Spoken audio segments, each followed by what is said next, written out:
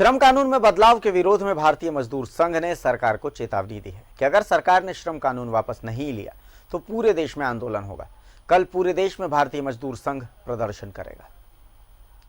Disaster management 2005 के अंतर्गत हुए कुछ राज्यों में मजदूरों के संबंध में किए गए प्रावधानों को लेकर और प्राइवेटाइजेशन जो निजीकरण है उसको लेकर भारतीय मजदूर संघ ने प्रोटेस्ट का ऐलान किया है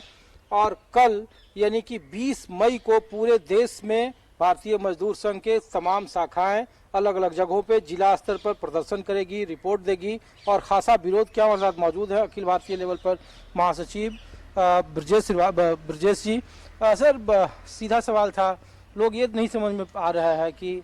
सत्ता में लोग बैठे हुए कह रहे हैं कि नहीं, देश का आर्थिक जरूरी है, आर्थिक स्तर पर लेवल पर बढ़ाना, मजदूरों की तादाद जिस तरीके से पलायन हुई है इसलिए उसमें अमेंडमेंट किया गया है,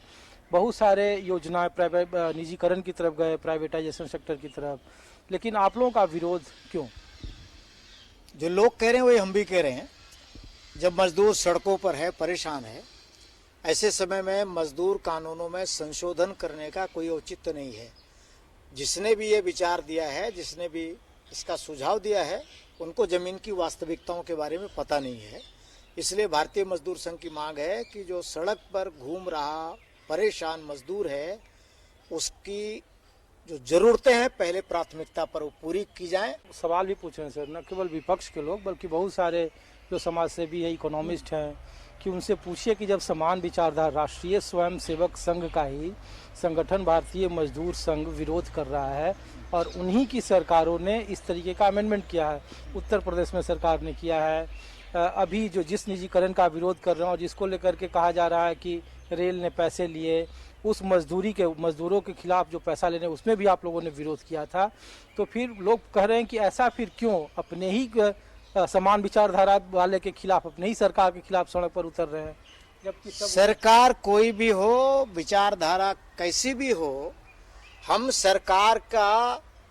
विरोध और समर्थन उसकी नीतियों के आधार पर करते हैं। अगर सरकार की नीतियां मजदूर आदमी के घर और जो गरीब आदमी है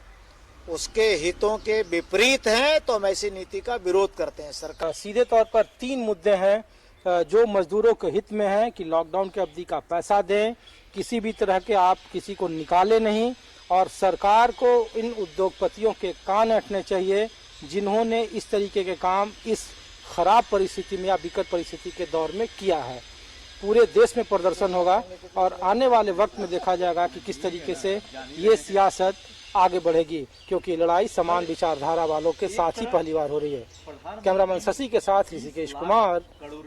न्यूज़ 11।